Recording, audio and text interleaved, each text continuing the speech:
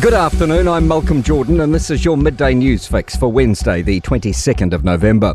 ACT, New Zealand First and National are inching towards a coalition agreement with a final deal said to be imminent. Newstalk ZB understands almost all parts of the deal are done, bar a few outstanding ministerial portfolios. Political editor Jason Walls has more. Sources say policy's done and dusted, but who's doing what around the cabinet table remains the hold-up.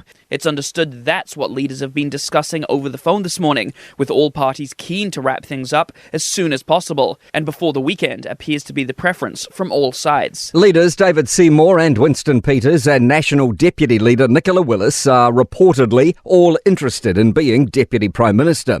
Former National Ministerial Advisor Bridget Morton says the role is more symbolic than substantive. There is absolutely no particular responsibility, so I think it's absolutely more of a status thing. Global cheese prices are continuing to trend downwards. Overall dairy prices were unchanged in this morning's global dairy trade auction, and a rise in the whole milk powder price was offset by a drop in skim milk powder. Cheddar was the biggest mover, down 9.7% on a fortnight ago. Senior Global Dairy Insights Manager Stu Davidson says falling overseas prices could flow through to Kiwi supermarkets. As a result of just how cheap the competitive market is in cheese at the moment, US cheese prices are quite cheap. This actually realigns the New Zealand price. Fingers crossed we can get a block of tasty for a lot cheaper. Police have named the woman who died in last week's hit and run in the Lower Hutt suburb of Nainai. She was 62-year-old Anita Rani. Meanwhile, a mobility scooter user has died after colliding with a motorbike on Rotorua's Amoho Street yesterday morning. Another person has died after crashing on Number 3 Road in Te Puke, south of Tauranga. And State Highway 35 is blocked at Whangara, north of Gisborne, after a crash that's injured 2 people, one seriously. The Department of Conservation is asking people to report sightings of a humpback whale thought to be tangled in a craypot line. Doc says a helicopter company spotted the whale last Wednesday at Doubtless Bay in Northland. Danica McLean has more. Whale Disentangle Team lead Kat Peters says initial sightings indicate its pectoral fins and head were free, so it could be okay for a while. But she says they want to relieve its distress as soon as possible.